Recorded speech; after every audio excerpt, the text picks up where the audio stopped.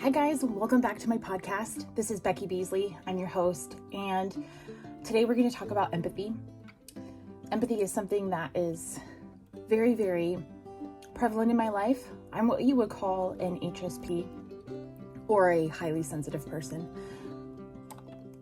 So empathy is something that just naturally shows up within my psyche, within the way I treat people, the way I talk to others, and the way that I feel when others are being spoken to that could be derogatory, negative, dismissive, you name it, I feel it. And for a long time, I have considered this a curse. I have hated it because it controls me, or I have felt that it controls me. And there had just been times where I have wanted it to turn off so that I wouldn't be so plagued, and that I wouldn't be so burdened with feeling what goes on around me, what goes on among others around me, and then after they've left, I'm still left with everything that they experienced around me that may have hurt them, that may have made them feel good. Regardless, I just end up feeling drained because I feel what others feel. So it's a big responsibility to be an HSP and to be so aware.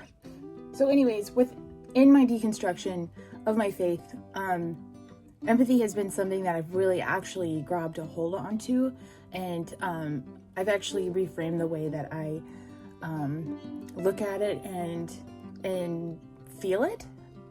It's not quite such a bad thing, and it makes me wonder if the reason I hated it before I deconstructed was because I saw all this crap happening all around me, and I didn't feel like I could stand up for people. I didn't feel like I could well, first of all, the boundaries didn't exist for me within the church, and just within my life. I had zero boundaries with people. I didn't know how, and I didn't want to set them. So I just was in pain a lot because of the way I was treated and the way that I was spoken to. But the fact that I looked at my empathy that I have so strongly in such a negative way, I think it has a lot to do with not being able to live my authentic self and not being able to have my thoughts and my opinions on how I actually felt about stuff out there. I had to just keep it all to myself so that I kept the peace. That's a really difficult way to live, and it's very, very damaging to just quiet yourself over and over and over again and just tell yourself, no, you can't say that. What would happen if you said that? And it's hard. So now that I've deconstructed, now that I'm free of the grips of the church, and I am able to operate in a way that helps me feel like I'm being my true self and my authentic self, I can embrace my empathy in full because I am allowed to view both sides of things. I'm allowed to have a say in both things. So in a way, it's changed my world into gray, because before it was black and white. Before it was you have this scenario and this scenario. This scenario is bad and the other scenario is good, or vice versa, however the coin was tossed. But now I allow myself to see the gray and to embrace the gray, and to and I don't feel so fraudulent being gray either, because I feel what both sides feel, and I do my very damnedest to understand why both sides feel the way they do. And for the last year or so, I have been saying empathy could save the world. Empathy could save the world. And I've truly thought that, but I've always stopped myself from sharing it because I know people will fly in and say, Jesus saved the world. And yeah, that's true. But what does Jesus epitomize? Love. What can epitomize love? Well, empathy. because you're quieting yourself and you're hearing from others.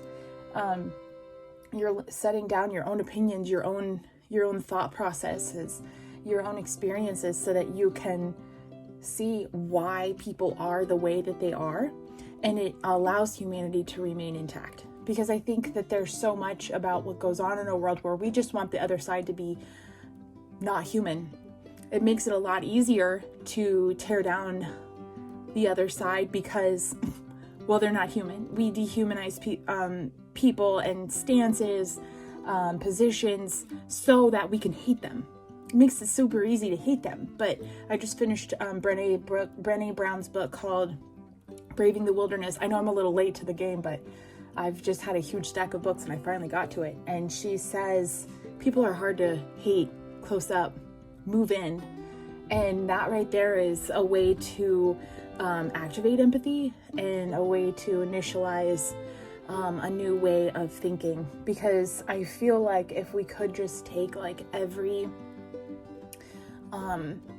opposition, every stance, every ideology, and just tell ourselves they think like that for a reason.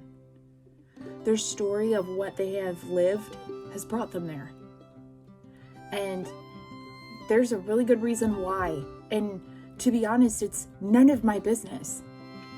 But I need to know that it exists.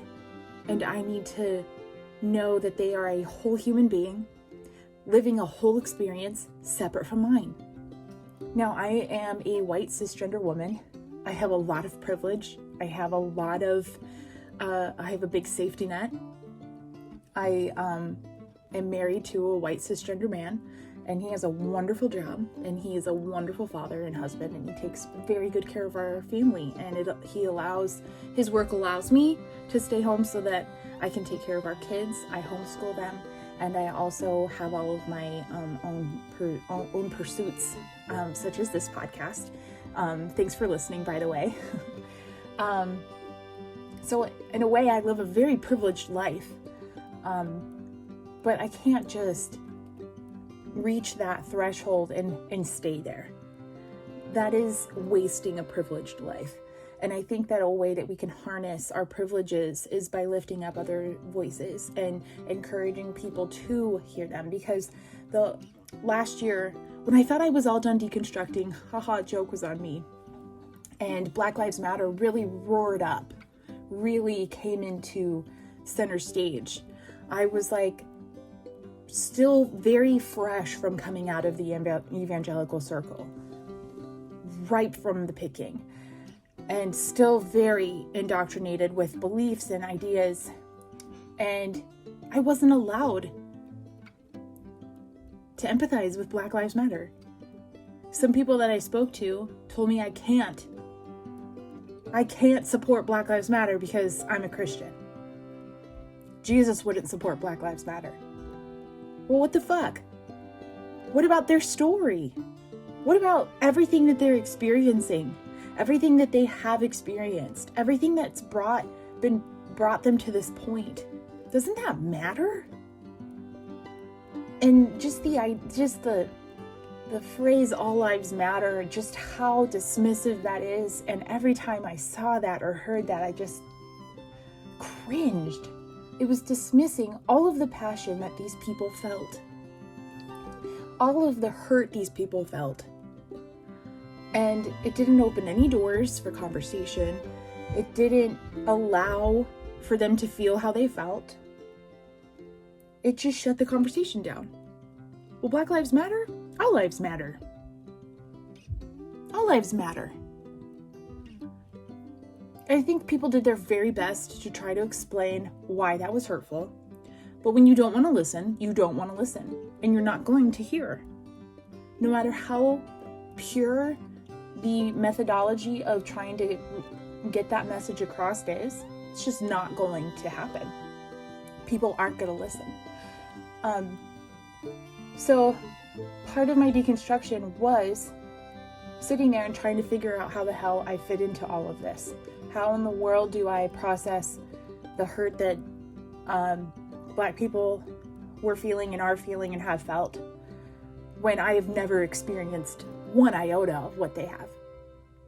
And then having all of the political parties be involved too, I was sick to my stomach for like months. And I know that's not what matters. But for my experience, it did matter. In the grand scheme of things, it didn't. But for me, the white woman who is coming to grips with a lot of stuff, it mattered. And I had to start holding space for the other side. I couldn't push it away. I couldn't shut it down anymore because I was gaslighting my own self. And I think that is a big reason why I hated being so sensitive before this. Because I gaslighted myself continuously into depression. And I just have to operate in a whole new way so that I can start living in a whole new way. And I've done that. I listen to the stories. I validate the feelings. I do my best to do my own research and understand why, and never write people off. Because even if you can't hear like all of the details from other people, it exists. We don't get to hear it unless people are ready to tell. And it's not their job to tell us. It's our job to just love and be there. So I have written an essay, surprise, surprise, about this. And it just ended up working out super well the way that this essay flowed. So I'm going to share that with you guys today. It's an essay called Places. I moved around a lot as a kid. I grew up military, so we relocated every 3-ish years to a new state or country. Each time we moved, it was always such a big adventure for me. It was exciting to me to have a new environment and enter a new empty home that we would occupy for the next few years. Each house we lived in, I recall fond memories. I remember where I ended up playing the most in all my bedrooms. I remember playing outside and the fun we would have with the stories we made up with each neighborhood kid we befriended. But I always had Michigan. Michigan was my magical place. Michigan was my magical place I could go where things never changed. My grandparents would never leave and never move. Even some portions of their homes remained the same from when my parents were kids. That was always like a chance to time travel. I loved getting there and exploring all the history and seeing my parents as kids. The fun we had there was always something I could depend on. 10 days at a time, 2 times a year, I would get to escape and enter into a world where everything was the same every time I came there. The toys never moved, the towels even stayed the same. The hats and gloves we used for sledding were always there. The places we visited together while we were there didn't change. It was something I could always rely on, that Michigan would always be there for me. But as I grew older, situations started changing, like our family finances. My dad was demobilized during the shrinking of the military in the 90s. We moved off base and we had to cut costs, and our visits to Michigan were one of them. Our family car got to be too unreliable to make the 600+ mile trip. I didn't get to visit for a good 7 years. My grandparents always came to see us, and that was a special time, but the environment of Michigan was magical to me, and it still is. East Lansing, Michigan is a small college town. Everyone lives super close to each other. Every house is different from the other. Old houses are everywhere. The charm in quaint township is something I adore, and it's where I've gone to escape. The ability to walk to the coffee shop is lost on me in the big city where I live. The 10-minute drive between my grandparents' house always made for flexible visiting. Once I got old enough, I started taking my own kids there, and it's just as magical for them as it is for me. But little by little, Michigan is losing its magic. I visited once before I was a parent, and my grandma told me that my grandpa was going to pass soon. This shattered a safe world I had always looked to catch me in life. Nothing was supposed to change here, but here my grandpa was beginning to fade. A little more than a year later, he died. My grandpa was an incredible grandpa to me. He loved me and he played with me. I remember talking to him and loving the sound of his voice. But as he got older, he forgot who I was. He got angry at me and was harsh. I was in my 20s, but oh my God, this crushed me. I later found out that this lovable man I adored as my grandpa wasn't the father to my dad and uncles or husband to my grandma that matched his relationship to me. He wasn't as lovable or as patient, kind, or tender to them. He was harsh and strict. He's described as bitter and mean and grumpy. This was super difficult for me to accept because of how he was towards me. But in my experience with therapy, I've discovered the approach called both and it brings me peace. My grandpa was both an incredible grandpa to me and a harsh father to my dad and uncles. He was tender to me and also controlling to my grandma. In this space of confusion, I have accepted my experience with this man and have also been able to sit and listen to the experience of my family members when it came to him. It has made me have compassion for them and their dealings with my grandpa, but it also made me very thankful for this relationship I was gifted with him that only me and my siblings seem to have had. This taught me some hard empathy and how much it is needed in all relationships. When people are this diverse and have this much space in their experiences with each other, we can hold space for the both and approach. I know my grandpa loved his family, but I also understand that he was difficult to please and didn't offer them the love he offered me. If I can do this for my grandpa, whom I love dearly, and for my family, whom I also love dearly, I can do this for others. Empathy can save the world. If we can set down what we know to be true and make space for what is so different from what we have known, we can make others feel seen and heard and understood. We can apply this to race, politics, gender identity, religion, sexual orientation, stereotypes within roles like motherhood and fatherhood. This list is exhaustive, but the process doesn't have to be. To sit and listen is one of the greatest gifts you can give someone. To put yourself in their position and believe them is a high form of love because you are dying to yourself and being willing to see from a point of view very much different than you might know otherwise. How beautiful it is to see someone's humanity in all their experiences. Will you gift that to someone? Empathy isn't an option for me. And it's not an option for a lot of HSPs.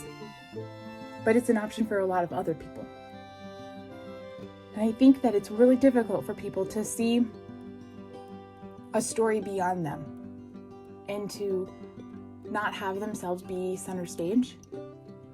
And I think what matters, or I think what the issue is people don't want to be lost.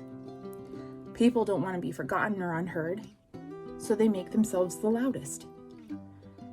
They scream their side so that we all hear. But they don't make room for others.